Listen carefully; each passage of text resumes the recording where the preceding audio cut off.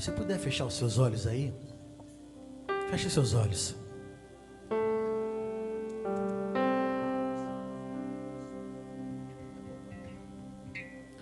Feche seus olhos aí comigo. Com o esplendor de um rei, em majestade e luz, faz a terra se alegrar, faz a terra se alegrar. Ele é a própria luz, e as trevas vão fugir e tremer com sua voz, e tremer com sua voz. Diga a tua voz comigo, diga. Quão grande, cante isso. Eu cantarei quão grande é o meu Deus, e todos hão de ver quão grande é o meu Deus.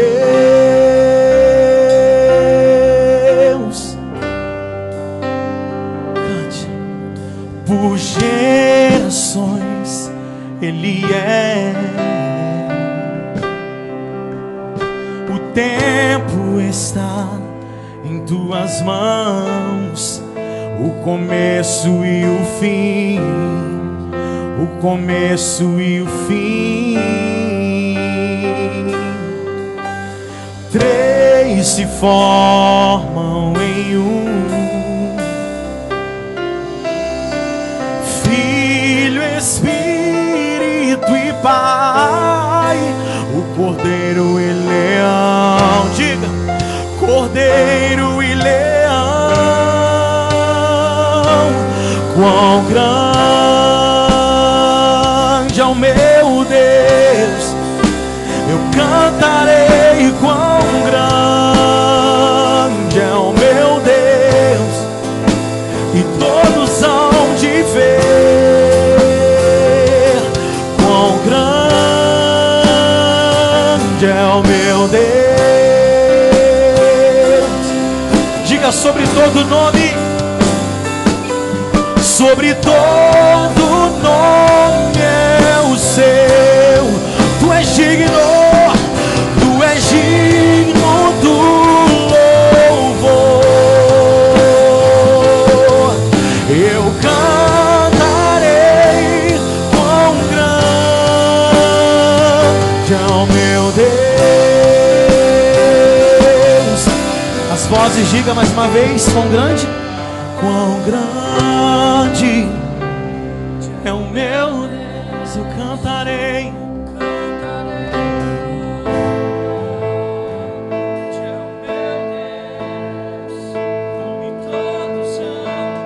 Todos hão de ver.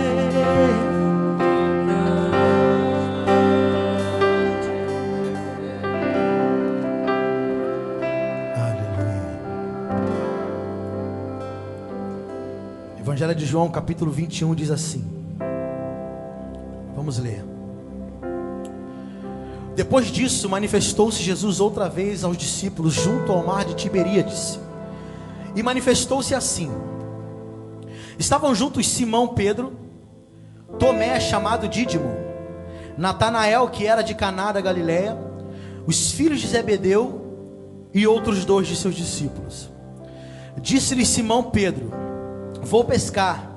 Dizem-lhe eles: também nós vamos contigo. Foram e subiram logo para o barco, e naquela noite nada apanharam. E sendo já manhã, Jesus se apresentou na praia, mas os discípulos não conheceram que era Jesus. Disse-lhe, pois, Jesus: filhos, tendes alguma coisa de comer? Responderam: não.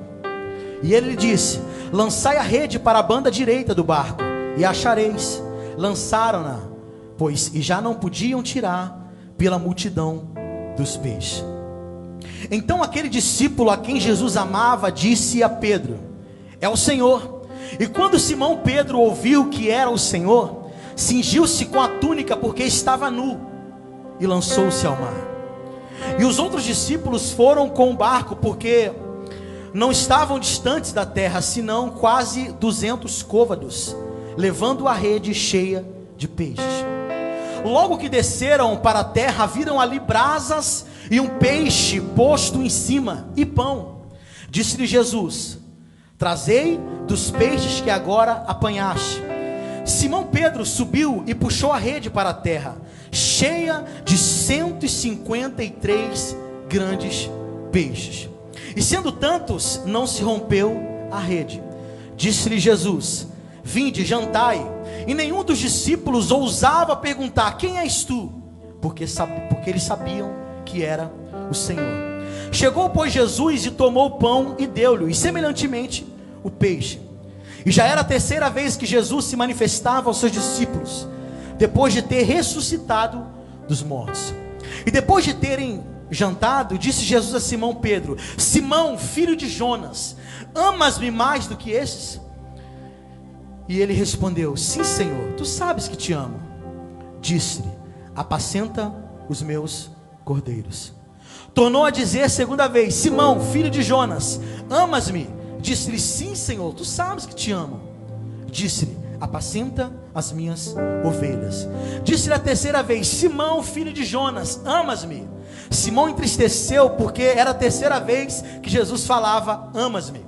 E disse-lhe: Senhor, tu sabes de todas as coisas, tu sabes que eu te amo. Jesus disse-lhe: apacenta as minhas ovelhas. Na verdade te digo, e quando eras mais moço, te cingias a ti mesmo, e andavas por onde querias. Mas quando já fores velho, estenderás as tuas mãos, e outro te cingirá, e te levará para onde tu não queiras. Amém? Antes de tudo, quantos anos você tem, minha jovem? Isso, 18 anos. Você lembra quando essa música que você cantou foi... Não, né? Você ouve ela há pouco tempo? Seu pai ouvia. Alguém já ouviu o Sérgio Lopes aí? Mas uma boa parte da igreja não, né? Então, pega o conselho da irmãzinha, escuta as músicas do Sérgio Lopes, é lá do passado. Que conteúdo de letra. Eu não sei você, mas não tem como não ser impactado com uma letra dessa. É muito forte. Amém? Deus abençoe, minha jovem, continua assim. Irmãos, preste atenção aqui para mim, olha para mim. Se você não coloca nenhuma expectativa em mim, bem-aventurado és tu nesse lugar. Se você, quando viu eu chegar e subir nesse altar e não colocou expectativa nenhuma, eu quero dizer que bem-aventurado és tu nesse lugar. Pode ser que depois da mensagem alguém surja até mim e fala assim: eu quero te parabenizar porque eu vejo você como um grande pregador, parabéns. Pode ser que alguém fale isso, só que isso é insignificante para mim. Não perca seu tempo. Sabe por quê? Se eu perguntar para você quem é, fala o nome de um grande pregador aí, você vai falar vários: Silas Malafaia, Marco Feliciano, Youssef, você vai falar vários nomes. O problema é que você se baseia no conhecimento e no que eles falam. Olha aqui para mim rapidinho, não perca a atenção em nenhum momento. Um homem, um grande pregador, foi convidado para pregar numa cidade pequena. Já já eu entro na mensagem. Uma cidade muito pequena, cerca de 3.000 habitantes. Não me pergunte o nome da cidade que eu não vou lembrar. Quando ele chegou nessa cidade, desceu do ônibus, o pastor estava na rodoviária esperando. E ao lado do pastor tinha um jovem. Aquele pregador, Isaac, desceu, foi direto ao pastor, cumprimentou o pastor. E do lado do pastor tinha um jovem com os panfletos na mão. Ele cumprimentou aquele jovem não falou nada, só liberou um sorriso para ele. Só sorriu. E o pastor pegou na mão dele e falou assim: meu amigo, muito obrigado pela sua presença aqui. Essa cidade é muito carente de grandes pregadores. É muito carente. Obrigado pela sua presença nessa cidade. É uma honra para nós. E ele entra no carro, o jovem fica. Dentro do carro, o pastor volta a citar isso. Eu quero dizer para o senhor que é uma honra recebê-lo nessa cidade, porque essa cidade ela é carente de grandes pregadores. Se nós for colocar numa balança aqui de grande pregador, o Benjamin, que é um jovem que tem nessa cidade, se nós for colocar numa balança, ele é disparado o maior pregador da cidade. Se a gente for colocar numa balança, ele falou: você conheceu o jovem, aquele que você cumprimentou lá na rodoviária. Aí ele: é mesmo? Que bênção. A única coisa que limita esse jovem é que ele é mudo. Aí o cara falou: poxa, alguma coisa não faz sentido aí, mas tá bom. Chegou na casa do pastor, ele conheceu a esposa do pastor, a pastora. Ela cumprimentou ele e falou assim: amigo, é uma honra recebê-lo nessa cidade. Essa cidade é carente de grandes pregadores, é muito carente, mas o senhor precisa conhecer o Benjamim que tem aqui na cidade. Ele falou: não é possível. Ele, com aquilo na mente, o pastor de tarde levou ele para conhecer a igreja que ele ia ministrar. Chegando lá, as irmãs estavam limpando a igreja. Ele cumprimentou cada irmã até chegar na líder do ciclo de oração. Quando cumprimentou a irmã falou assim: amigo, é uma honra recebê-lo nessa cidade. Essa cidade é carente de grandes pregadores, mas tem um jovem chamado Benjamim nessa cidade. Ele falou: não é possível. O pastor falou que ele é mudo, como isso é possível? Ele volta para a casa do pastor, toma o banho para ir ministrar, e dentro do carro, indo para a igreja ministrar, ele fala: pastor, eu não vou conseguir subir no altar enquanto o senhor não esclarecer algo para mim aqui. Uma coisa está perturbando minha mente. Vocês falam tanto desse Benjamim, mas o senhor mesmo falou para mim que ele é mudo. Como ele pode ser o maior pregador da cidade se o senhor mesmo falou que ele é mudo? O pastor botou a mão no ombro dele e falou assim: meu amigo, eu não sei como é lá na sua cidade, mas aqui nós não baseamos um grande pregador pelo que ele fala em cima do altar. Aqui um grande pregador para nós é aquele que vive do lado de fora. Benjamim não tem voz, não fala nada, mas as obras que ele pratica nessa cidade são obras de grande pregador. É por isso que eu falei para você aqui. Talvez você pode falar para mim que eu sou um grande pregador, mas você se baseia naquilo que eu falo. Quando a minha esposa fala que eu sou um grande pregador, aí eu dou valor, porque ela se baseia naquilo que eu vivo. Aleluia. Ei, irmãos, um grande pregador não é aquele que fala bonito no altar, não. É aquele que vive bonito lá fora. Porque se eu falar bonito aqui e dar mau testemunho lá fora, eu nunca serei um grande pregador. Eu posso ser um grande palestrante, mas um grande pregador, o maior testemunho dele é vivendo, não é falando. Consegue entender o que eu estou falando? Então não coloque expectativa no pregador, não coloque expectativa no mensageiro, e sim na mensagem, porque a mensagem não é dele, a mensagem é do Senhor. Amém? Agora olha para cá mais um pouquinho. O capítulo 21 de João, ele tem uma polêmica muito grande nele. Alguns estudiosos debatem, teologicamente falando, que talvez não teria sido nem João o escritor do último capítulo do seu livro. Algumas pessoas dizem que no texto original não tem, no livro original não tem o capítulo 21, mas são debates que não há necessidade da gente entrar aqui.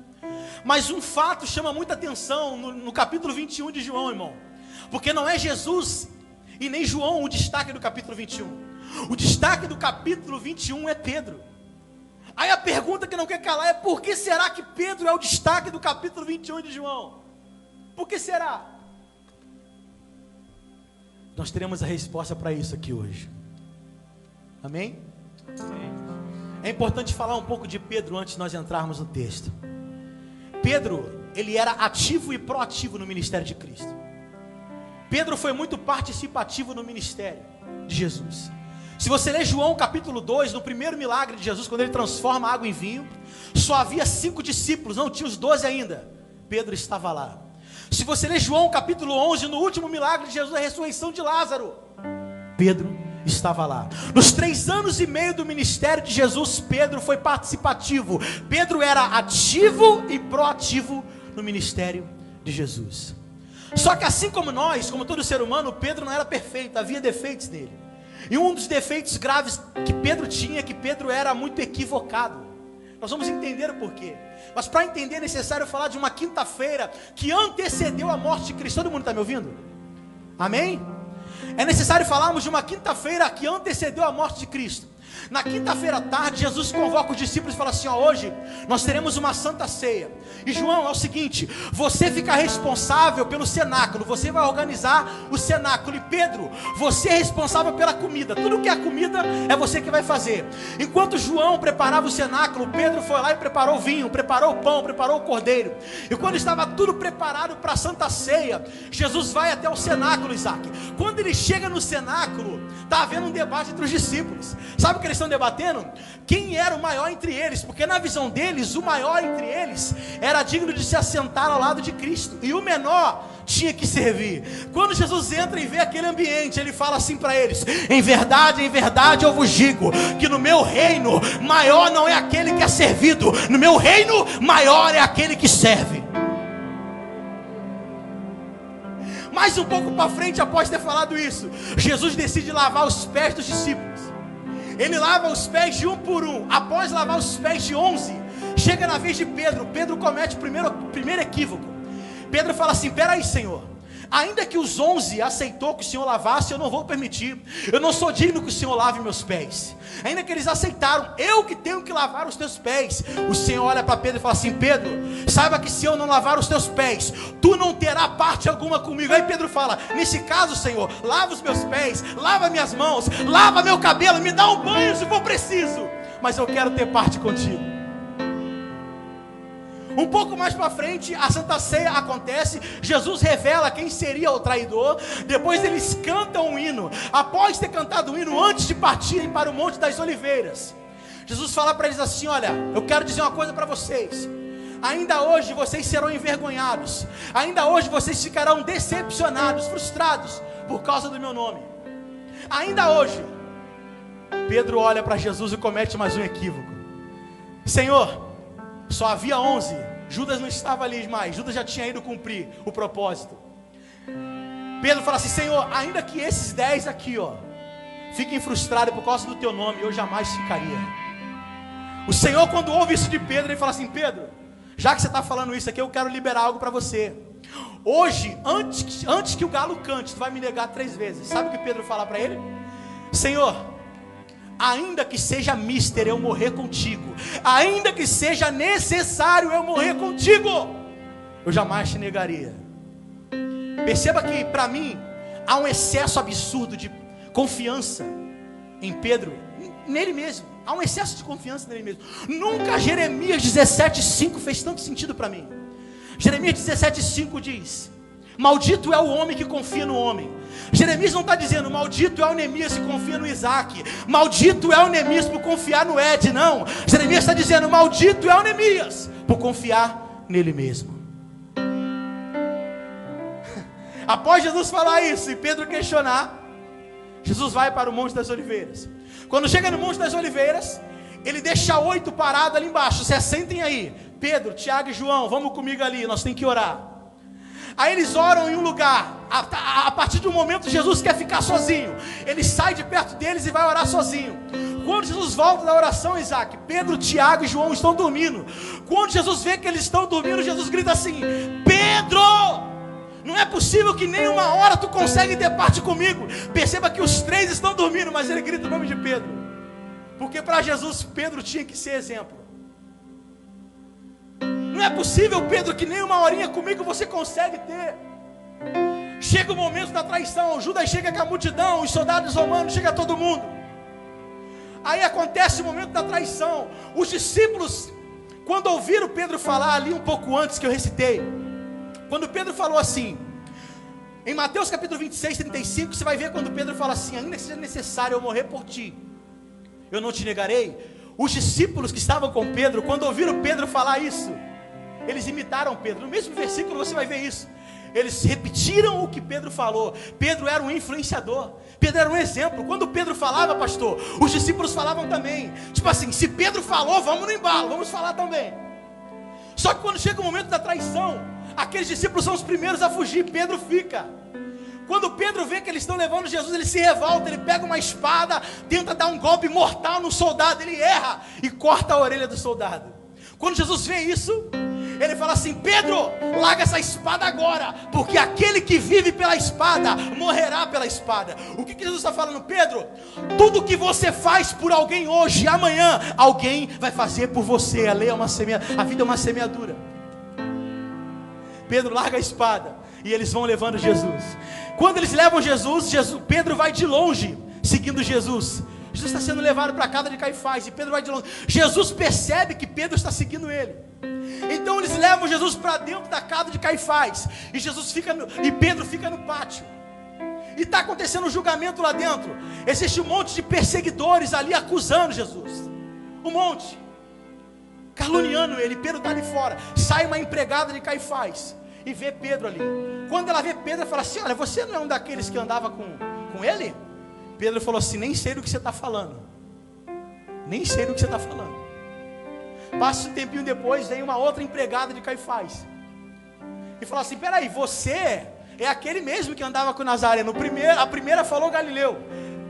A segunda falou: você andava com Nazareno sim. Pedro falou: olha só o que Pedro fala, irmãos, é muito sério isso. Pedro fala assim: eu juro que eu não sei quem é esse homem. A Bíblia fala que ele jura. A Bíblia vai revelar para nós que a terceira figura, quando nós lemos João capítulo 18, você vai ver que a Bíblia revela a identidade da terceira pessoa. A terceira pessoa era uma espécie de parente de Malco, que ele cortou a orelha. Primo de Malco. Primo de Malco chega até Pedro e fala assim: você estava lá no jardim, você estava lá. Não, eu juro que eu não faço ideia, eu não estava lá não. O primo de Malco fala assim: não adianta você negar, sabe por quê? A tua fala te condena, está escrito isso. Ei, olha aqui para mim, você. Se a sua fala não te condena que você é crente, alguma coisa está errada. O crente de verdade, só dele abrir a boca, ele já é identificado como cristão. Se a sua fala não te condena, não diz que você é cristão, alguma coisa está errada. Após Pedro ter negado ele pela terceira vez, o coração dele se enche de amargura e ele chora muito. Quando Pedro chora, lá dentro o coração de Jesus se entristece. Olha só que interessante. Lá dentro Jesus está sendo caluniado por perseguidores. Lá fora Pedro está negando. Jesus está levando muito bem as acusações dos caluniadores lá dentro. Mas quando ele percebe a tristeza de Pedro lá fora, o coração de Jesus se entristece. Sabe por que isso? Porque dói muito mais para Deus a negação do amigo do que a calúnia do perseguidor. Ei, presta atenção. Sabe aquela pessoa que você conhece que persegue a igreja, fala mal dos crentes? Ei, isso dói para Deus, mas dói muito mais para Ele a negação que nós cometemos no dia a dia nosso. Nós cansamos de negar o Senhor no nosso dia a dia. Nós deixamos muitas das vezes de ser imitador dEle. Nós vacilamos muitas das vezes. Isso é muito mais ofensivo para Deus do que a calúnia do perseguidor. Pedro então desaparece. Jesus é levado até Pilatos. Pedro não está lá, pastor. Manda Jesus para Herodes. Pedro não está lá. Manda Jesus de volta para Pilatos, Isaac. Pedro não está lá. Chega o momento de carregar a cruz, ele precisa de ajuda. Simão Pedro não está lá, mas aparece Simão Cirineu. Ei, todas as vezes que se ausentar um Simão Pedro da sua vida, Deus vai enviar um Simão Cirineu, mas a cruz não vai cair.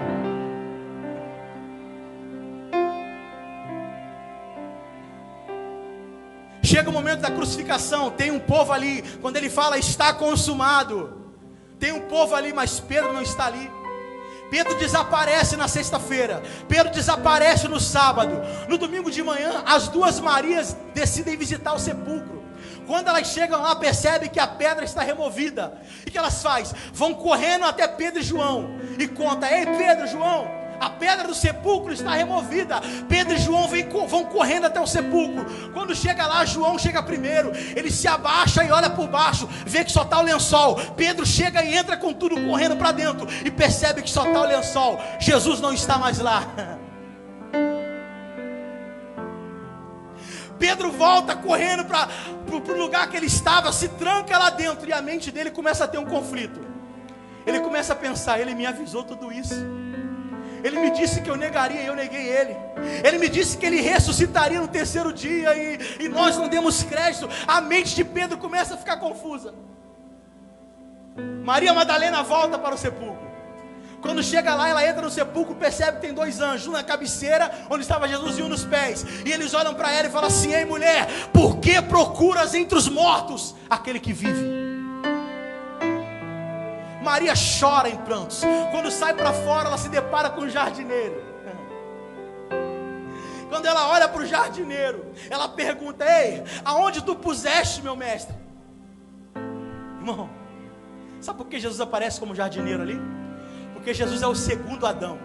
O primeiro Adão caiu no jardim, Isaac, mas o segundo está levantando no jardim. Maria chega diante dele e ela começa a clamar a ele. Quando Jesus fala assim: Maria, ela na hora se prostra e fala: Rabone, mestre. Sabe por quê? Uma vez que nós ouvimos a voz de Cristo, nós nunca mais esquecemos. Quando ela ouviu a voz dele falando o nome dela, na hora ela reconheceu. Ei, quando temos contato com ele, Isaac, não dá para esquecer o som da sua voz. Quando você lê Marcos 16, a Bíblia diz ali em Marcos 16 que Jesus olha para ela assim: mulher, não me impeça, porque eu ainda não subi para o meu Pai. Olha o que Jesus fala para ela assim, ó: vai até os discípulos, fale com os discípulos e com Pedro. Olha só que interessante, Pedro não era um dos discípulos, mas Jesus manda ela falar assim: vai até os discípulos, fale para os discípulos e para Pedro, que eu vou encontrar eles na Galileia. Maria vai correndo até os discípulos, e ela conta o acontecido. Ela está todos os discípulos reunidos, inclusive Pedro. Aí ela fala assim, ó: o Senhor ressuscitou. E ele mandou dizer para vocês que ele vai encontrar vocês na Galileia. Pedro, vem aqui no cantinho. Pedro, é o seguinte, ele mandou falar para você que ele ressuscitou, e ele vai encontrar você na Galileia. Mas Maria, se havia falado isso para os discípulos. Pedro, não me pergunte por quê, mas ele mandou falar também exclusivamente para você. O coração do Pedro começa a entrar um desespero. O que será que ele quer comigo? O meu Senhor está bravo comigo. Eu não acreditei nas coisas que Ele falou. Ele disse que eu negaria, Ele disse que Ele ressuscitaria. Eu não botei muita fé. Ele está bravo comigo. O meu Senhor está magoado comigo. A Bíblia diz, no capítulo 20, versículo 19 de João, no mesmo dia, no domingo à tarde, eles estavam dentro de um lugar, Isaac, com a porta fechada. Presta atenção nisso aqui. Com a porta fechada, só havia 10 ali, Tomé não estava. Jesus aparece no meio deles, lá dentro, e fala: Pai seja convosco, e mostra as mãos. Quando mostra as mãos, a alegria impera dentro deles. E ele fala de novo: a paz seja convosco. E após ele falar: a paz seja convosco, ele fala assim: recebei agora o meu Espírito, e assopra. Perceba que aqui o Espírito Santo ainda não desceu. O Espírito Santo desce lá em Atos capítulo 2. Mas sabe o que ele está fazendo aqui, Isaac? Ele está revelando: ei, para que vocês não sejam enganados. Lá em Atos capítulo 2, quando o meu Espírito descer, vai descer como um vento que sai da boca do Pai, e vocês não serão enganados. Após acontecer alguns relatos, Jesus vai, se retira. Aí Tomé chega. Quando Tomé chega, os discípulos contam para Tomé: ei Tomé, o Senhor ressuscitou e Ele apareceu para nós. Sabe o que Tomé falou? Não acredito. Se eu não ver os sinais dos cravos, botar o dedo no cravo e botar a mão do seu lado, eu não acredito.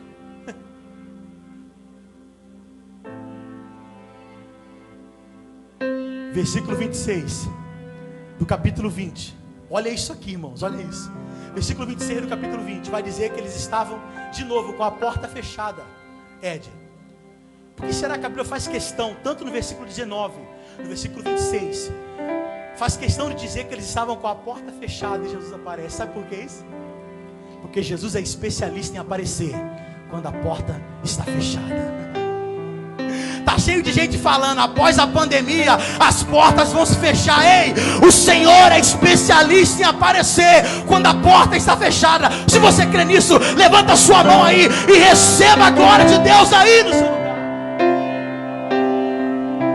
Olha isso. Então ele aparece de novo, Isaac, e ele se apresenta a Tomé no meio dos discípulos. Ele fala: Tomé, olha aqui os sinais dos cravos. Tomé olhou. Coloca o dedo aqui, Tomé. Tomé colocou. Coloca a mão do lado. Tomé colocou. Aí ele pergunta: e aí, Tomé, agora você acredita? Tomé falou: agora eu acredito, Senhor. Sabe o que o Senhor fala para ele? Pois é, Tomé, mais bem-aventurado é os membros da madureira, que não precisaram ver para crer, do que você que precisou tudo isso. Ei, Tomé, presta atenção. Mais bem-aventurado é aquele que não precisa ver para crer. Mas bem-aventurado é aquele que crê sem ver, do que aquele que precisa ver para crer. Aí Jesus, após ter um diálogo com Tomé, o incrédulo, ele se retira. Aí bate um sentimento de tristeza em Pedro. Fala: não é possível. Maria me deu o recado que ele queria falar comigo. Ele apareceu 2 vezes. Inclusive nessa última ele dialogou com Tomé, mas não falou comigo. O Senhor está triste comigo. Sabe o que Pedro fala? Está Pedro e mais 6 discípulos com ele sentado. Pedro fala assim: vou pescar. Que nós lemos o texto. Os discípulos estavam com ele e falou assim: peraí, Pedro, estamos contigo, vamos pescar também. Só que tem um detalhe aqui, irmão. Lucas capítulo 5, na pesca maravilhosa, Jesus fala para Pedro: Pedro, a partir de hoje você não é mais pescador de peixe, a partir de hoje você é pescador de homens. Pedro, acabou esse tempo de pescar peixe, agora a sua vida é outra, você pesca homem. Jesus anulou a pescaria de peixe da vida de Pedro. Anulou. Pedro não tinha que pescar mais peixe, tinha que pescar homem. Anulou. Mas olha só que interessante, Pedro está tão triste aqui, tão desanimado, a essa altura, que ele fala o seguinte: vou pescar. Sabe por que o Senhor falou para ele que a partir daquele dia ele seria pescador de peixe? Sabe qual é a diferença de pescar peixe e pescar homem, irmãos? É que peixe você pega vivo e ele morre. O homem você pega morto, mas ele vive. Pedro, acabou o tempo de tu pegar algo vivo e morrer. A partir de hoje você pega algo morto e vai gerar vida. Esse é o teu chamado. Só que aqui, a essa altura, Pedro está tão triste que ele fala: vou pescar. Sabe o que Pedro está falando? Eu desisto, vou voltar à velha prática. Eu desisto. A tristeza, a mágoa que eu sinto é tão grande que eu desisto do caminho que o Senhor me deu. Eu vou voltar para o velho Pedro, eu vou voltar a pescar, eu desisto. Pedro está desistindo. Presta atenção, Pedro era um influenciador. Olha para o irmão que está do seu lado aí, olha para ele aí, fala para ele: você é exemplo aqui na igreja. Fala para ele: você é exemplo, você influencia muitos aqui na igreja. Olha só o que acontece, irmão. Olha só, é Hugo. Irmão Hugo, olha só o que acontece, irmão Hugo. Pedro fala assim: vou pescar. Os discípulos falam: nós também vamos. Sabe o que está acontecendo aqui? Pedro fala assim: eu desisto. Os discípulos estão falando: nós também desistimos contigo. Ei, cuidado você que está pensando em desistir. Cuidado, o Senhor colocou você como exemplo. Saiba que o fato de você desistir pode influenciar muita gente. Não desista.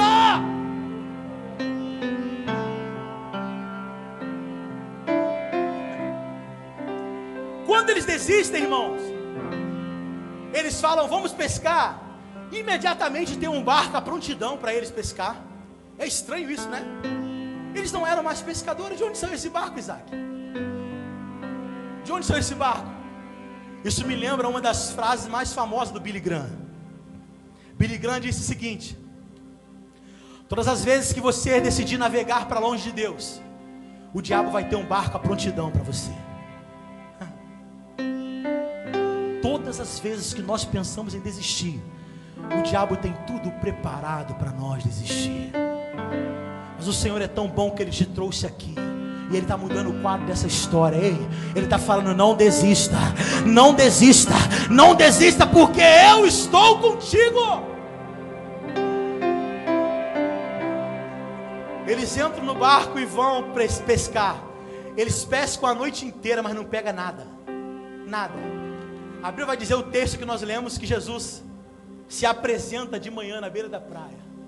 Ei, existe uma diferença em se apresentar e aparecer.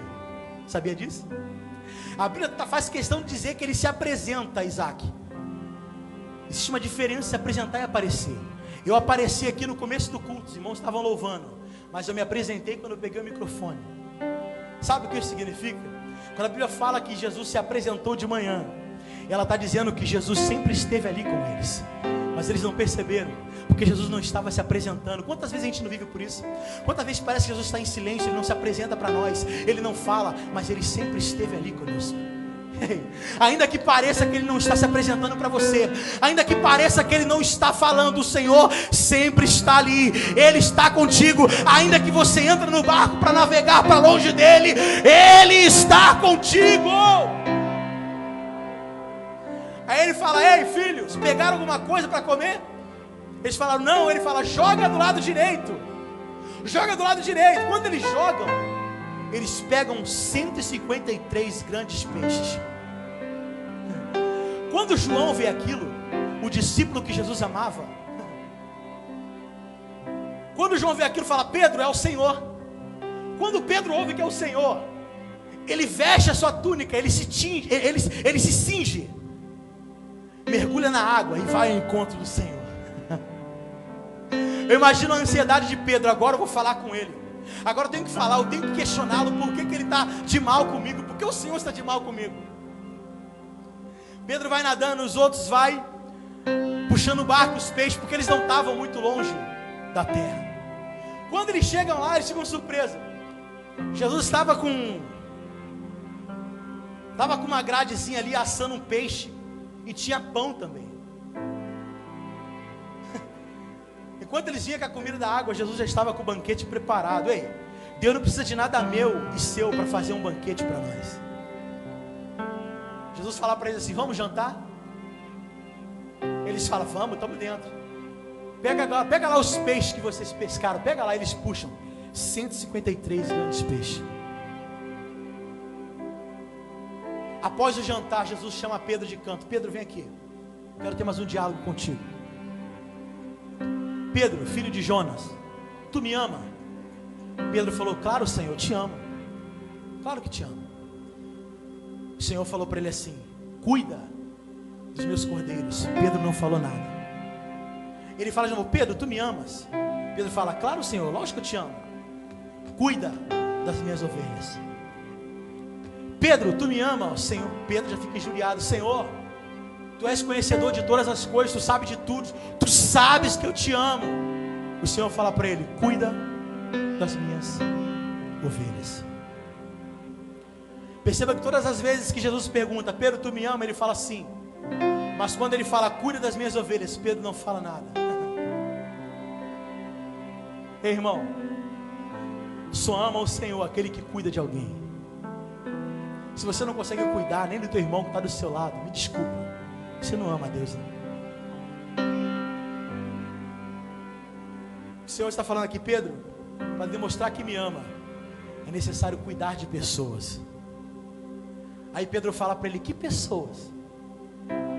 Esses ali que o Senhor perguntou se eu amo mais do que a ti? Sim, Pedro, só que é o seguinte, não se trata só disso. Olha só que interessante, eu vou enfatizar aqui, eu vou ilustrar aqui. Eu imagino que Jesus fala para ele assim: Pedro, não se trata desses aqui, ou só desse ovo que você habita. Pedro, se trata de missões. Olha, isso aqui é um culto de missões, né? Se trata de missões, Pedro. Vocês sabiam, alguém que sabia, que naquele tempo, Isaac, em torno de Israel havia 153 nações? Vocês sabiam disso? Pedro, aqueles 153 peixes grandes que você pegou não foi em vão não, Pedro. Aquilo ali é um recadinho para você. A visão que eu tenho para os meus é missionária. Eu quero alcançar todo mundo. Pedro, você sabia que aqui no Mar da Galileia, ou o Mar de Tiberíades, ou o Lago de Genezaré, você pode chamar do que você quiser, sabia que aqui nesse mar existe cerca de 153 espécies de peixe diferentes? Pedro, se liga, Pedro. A visão que eu tenho é ampla, tudo se trata de missões. Em relação às 53 nações, é porque eu quero alcançar todo mundo. Em relação às 153 espécies de peixe, é que eu não faço acepção de ninguém, eu quero todo mundo. Eu quero de todas as raças e povos. Eu quero todo mundo. Sabe por que Pedro é o destaque do capítulo 21 de João? Sabe por quê? Quem foi destaque da primeira pesca maravilhosa? Lucas capítulo 5. Foi Pedro. Aqui acontece a segunda pesca, tinha que ser com Pedro. E Pedro havia perdido aquilo que Jesus falou lá em Lucas 5. Pedro não havia entendido quando ele disse: eu quero que você se torne pescador de homens e não de peixe. Ei, assim como Deus fez de Pedro destaque do capítulo 21 de João, Deus quer que você seja destaque aqui nessa noite. Abra sua mente. Não se trata disso aqui, ó. Deus quer alcançar os povos. Ei, Deus quer usar eu e quer usar você para alcançar as pessoas. Nós temos a visão muito fechada, pastor. Nós somos um povo de visão muito fechada. Quando Jesus fala lá em Mateus capítulo 5 que nós somos a luz do mundo, não foi em vão que ele falou isso. é primeiro entender qual é a função da luz. Qual é a função da luz? Existem muitas luzes aqui. Olha para o teto aí. Tem muitas lâmpadas, não tem? Tem ou não tem? Tá claro aqui ou não tá, pastor? Tá claro, né? Tá claro. É necessário mais lâmpada para clarear aqui, não? É necessário? Não é. Sim? Não é necessário, já está claro aqui. Mas olha para o irmão que está do seu lado. Olha para o irmão que está do seu lado aí. Sabe o que é isso aí que você está vendo? São lâmpadas, luzes acumuladas, tudo no mesmo lugar. Jesus está olhando lá de cima. Ele está vendo um monte de luzinha acumulada no mesmo lugar. Sabe o que acontece quando termina o culto?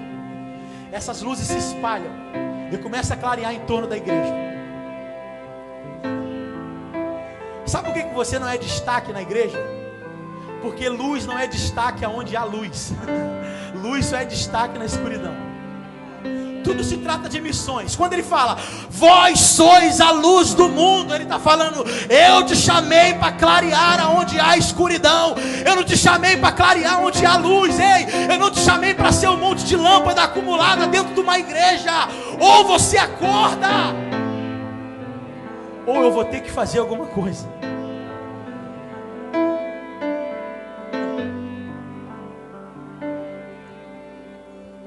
Imagina comigo uma visão aqui aérea. Imagina comigo, imagina que nós estamos sobrevoando